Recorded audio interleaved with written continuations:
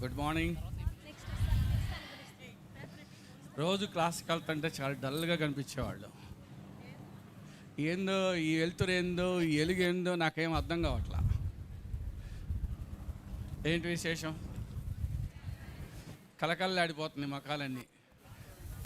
Okay, సరే. ఈ freshers day సందర్భంగా నేను 2 విషయాలు చెప్తా. బీటెక్ జాయిన్ అయ్యారు అందరూ. బీటెక్ అంటే సర్టిఫికేట్ కోర్స్ కాదు. ఎవరు కూడా ఆ సర్టిఫికేటు, ఆ మార్కులు అవి ఒక్కటే అని మాత్రం అనుకోవద్దు. బీటెక్లో చేరారు అంటే మీ లైఫ్ని మీరు డిసైడ్ చేసుకోవడం, ఏ స్టైల్లో ఉండాలి అనే దాని మీదే ఇక్కడ వర్క్ అంతా ఉంటుంది. అన్ని కాలేజీలు బీటెక్ ఉంటుంది, ఈ కాలేజీలో కూడా బీటెక్ ఉంది. కానీ ఈ కాలేజీకి కొన్ని స్పెషాలిటీస్ ఉన్నాయి. విద్యార్థుల కోసమే రూపొందించే 2 ఉన్నాయి. ఆ 2 చెప్పేసి నేను వెళ్ళిపోతా.